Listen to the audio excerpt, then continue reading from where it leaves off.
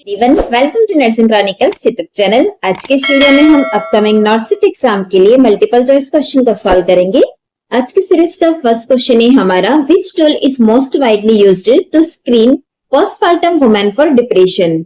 निम्न में से कौन सा ऐसा टूल है जो कि पोस्टपार्टम वुमेन में डिप्रेशन को स्क्रीन करने के लिए वाइडली यूज में आता है? Option A Hamilton depression rating scale, option B Edinburgh postnatal depression scale, option C Beck depression inventory, option D mini mental status examination. Right answer रहेगा हमारा यहाँ पर option B Edinburgh postnatal depression scale. सबसे first option A को देखेंगे, Hamilton depression rating scale.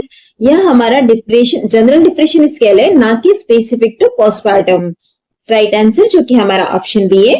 Edinburgh postnatal depression scale जो होती है वो स्पेसिफिकली डिजाइन है पोस्टपार्टम वुमेन्स के अंदर यूज में लेने के लिए। इसी के साथ ही यह वैलिडेट भी है।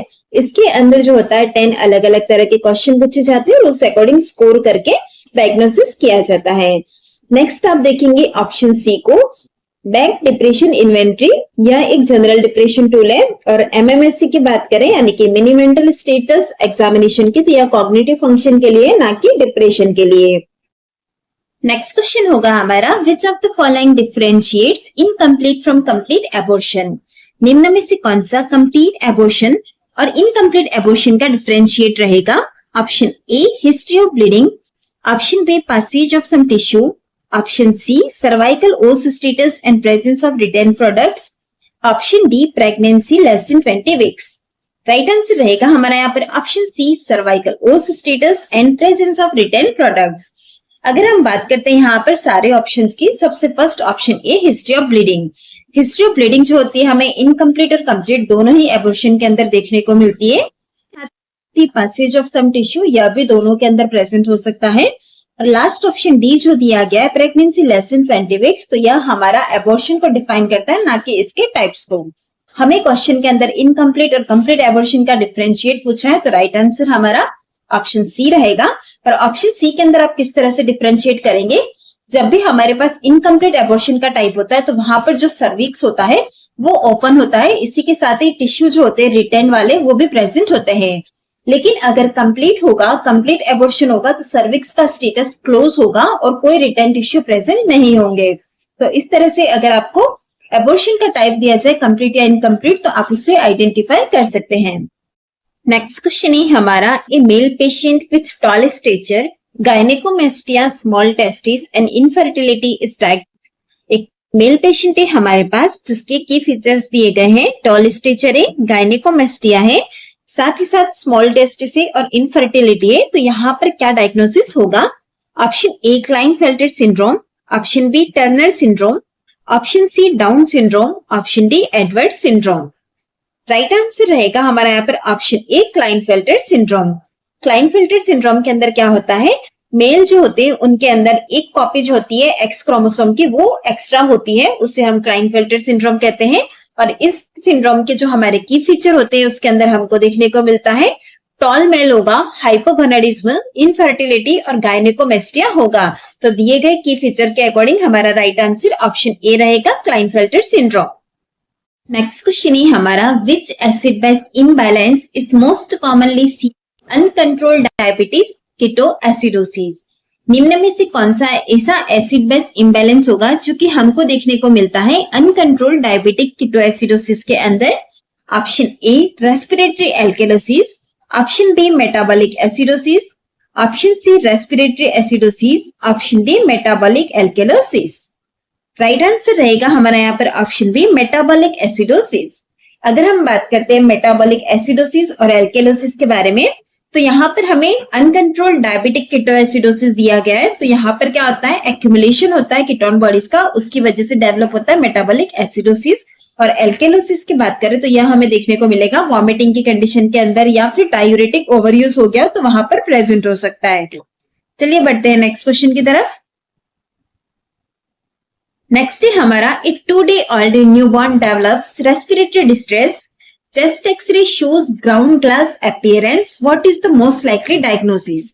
हमारे पास यहाँ 2 दिन ओल्ड न्यूबॉर्न है, उन्हें डेवलप हुआ है रेस्पिरेटरी डिस्ट्रेस को और चेस्ट एक्सरे करवाया तो वहां पर हमें दिख रहा है ग्राउंड ग्लास अपीयरेंस।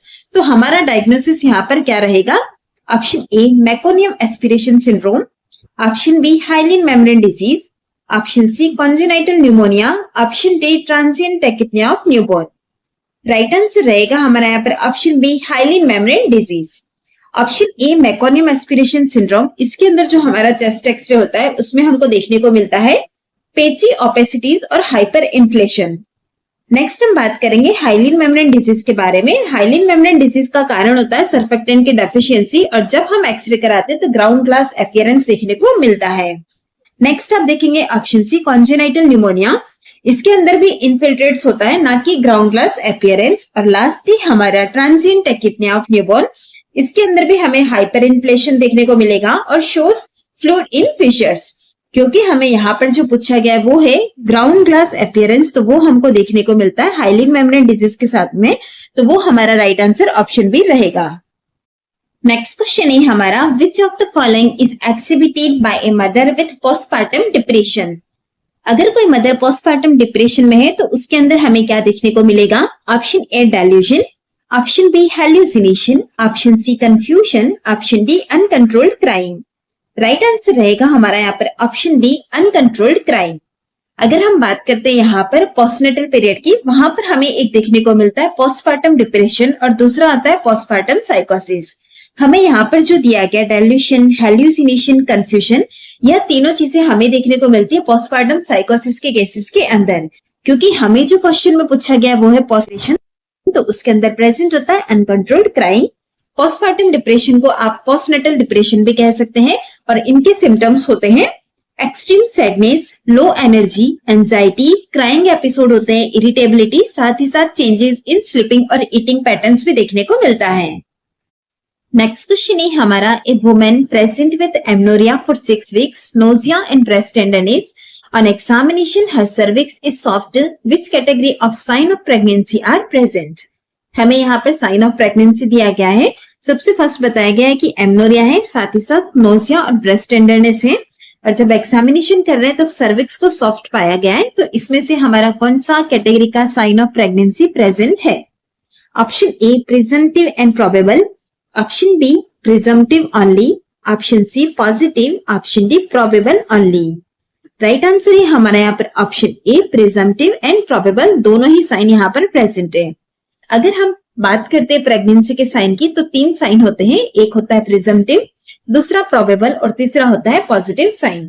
हमें जो यहाँ पर क्वेश्चन के अंदर दिया गया है उस तरह से हम इसे डिफाइन करेंगे। क्वेश्चन के अंदर हमें जैसा कि दिया गया है एमनोरिया, नोजिया और ब्रेस्ट टेंडरनेस, यह तीनों ही हमारे एग्जाम्पल है प्रिजम्पटिव साइन के।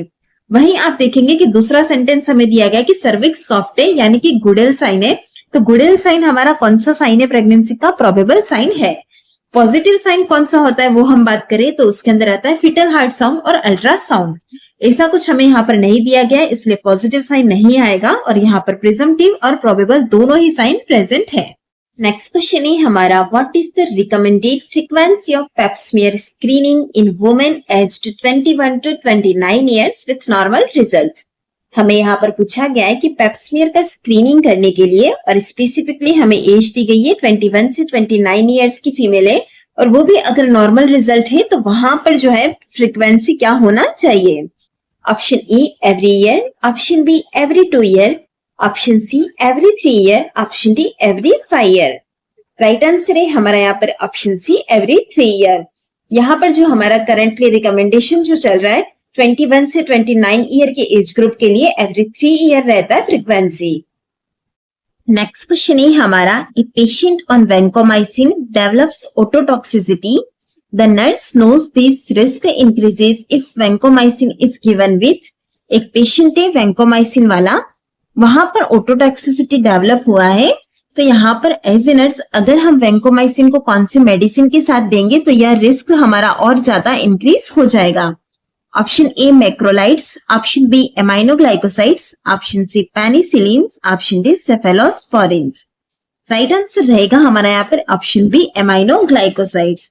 अगर हम बात करते हैं वैंकोमाइसिन और एमाइनोग्लाइकोसाइड की तो यह दोनों नेफ्रोटॉक्सिक भी होती है, साथ ही साथ ओटोटॉक्सिसिटी भी होती है। अगर हमने इन दोनों मेडिसिन को कॉम्बिनेशन के अंदर दिया तो हमारा रिस्क ऑफ ऑटोटॉक्सिसिटी जो है वो और ज्यादा इंक्रीज हो जाता है। बात करें अगर हम यहाँ पर मैक्रोलाइड्स की, तो मैक्रोलाइड्स ओटोटॉक्सिसिटी नहीं करती हैं। उसी तरह से पेनिसिलिन और सिफेलोस्पिरिन की बात करें तो यह मेनली एलर्जिक रिएक्शन करती है, ना कि ओटोटॉक्सिसिटी। क्योंकि हमारा यहाँ पर जो क्वेश्चन पूछा गया है वो है हमारा इंक्रीज रिस्क ऑफ ओटोटॉक्सिसिटी, तो वो रहेगा एमाइनो ग्लाइकोसाइड मेडिसिन के साथ में।